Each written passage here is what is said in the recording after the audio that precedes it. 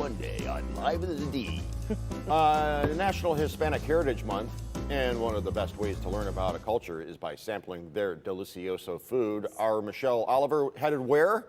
To Southwest Detroit to dine at a new restaurant serving authentic Mexican food. And while she was there, she found an inspiring story. We dine in the D at La Palapa del Parian. From the brightly colored murals to their sizzling fajitas, La Palapa del Parian is giving you a taste of Mexico. El Parian is actually, it's a little town in Guadalajara, Jalisco. There's a lot of restaurants and there's entertainment. They have live mariachi. The La Palapa part of their name is a nod to how the restaurant got started. La Palapa is almost like a little garage, like a little, actually like a bungalow where you set up like a barbecue and things like that. You see, this restaurant began as a food truck. It was during the recession. My dad had the food truck and there were times that he wasn't able to open up in the weekends. So we told him, like, why don't you just let us rent the truck? Give us that opportunity and see what it works out. And that's where it started. They went from one food truck to 2 to 3 to 4 and finally decided to open a restaurant. But when they did, life threw them a curveball. We actually were gonna open the week every sit-down restaurant had to close. This was some shocking news for restaurants. Take a look. You can see this closed sign on just many of the doors here. We are closed. Once you have staff, you really can't push them to the side. We already have a name brand or orders to go, and then that's how people would start seeing what we're about. Give them that taste. Hard work and some delicious food paid off. That's what makes me very proud. Like, we haven't given up, you know? They feature some dishes that made their food trucks popular and added many more. And we actually have infused a little bit from a different states, but we do focus a lot because we have the pozole verde, which is something that is very common in Jalisco. And other than that, we have everything that's very common, but we also have a lot of like home cooked food like albóndigas, which is not something you see in every restaurant. Currently, they offer dine-in, patio seating, and carry-out, which I did. I'm excited to dig in. Let's see what we have. First up, we have kind of an interesting take on a taco. It is taco de birria, which is a stewed goat taco, and it comes with onions, radishes, and a lime. Okay, the way they package this is really nice. You can tell that they own the food truck because they know how to pack to-go orders. So under here, ooh, we have a classic Mexican dish, enchiladas in verde sauce or green sauce. This thing is huge. A burrito romajado, which is just a giant stuffed burrito. It has sauce on top, lots of cheese, filled with beef, rice, lettuce, so much good stuff. This is a meal for like 3 people.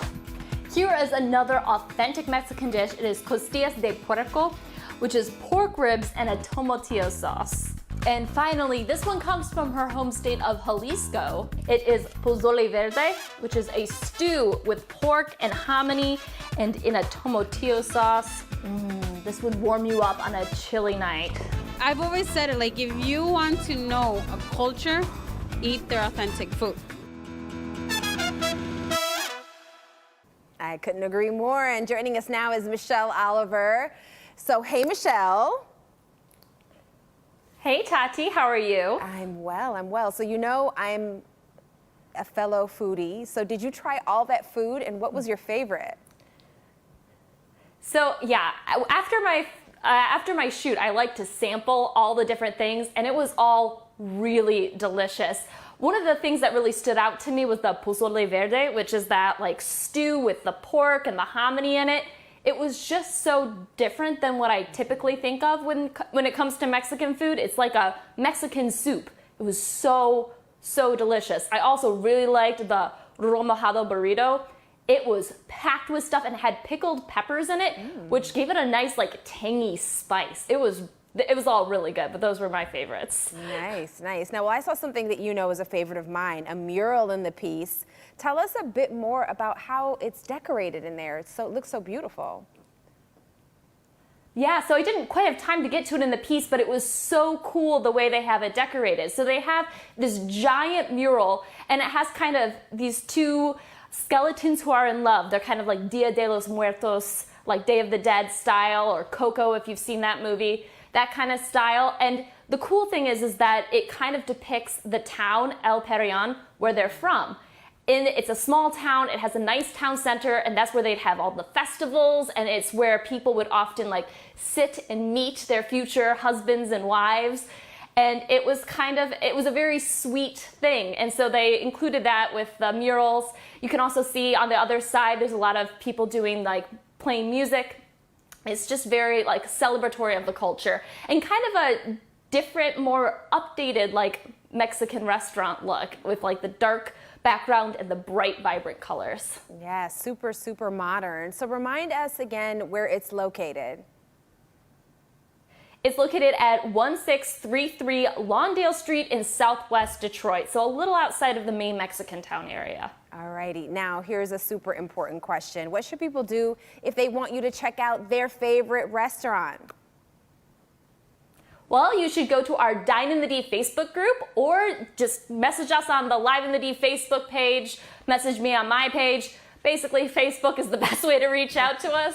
Look it up. Our group, Dine in the D, focuses on all kinds of restaurants. I love getting suggestions from you guys. I recently asked, what's your favorite place to go for a special occasion? I pull from you guys to pick some of these places, so I always appreciate the tips. Yeah, another winner, Michelle. Thanks so much.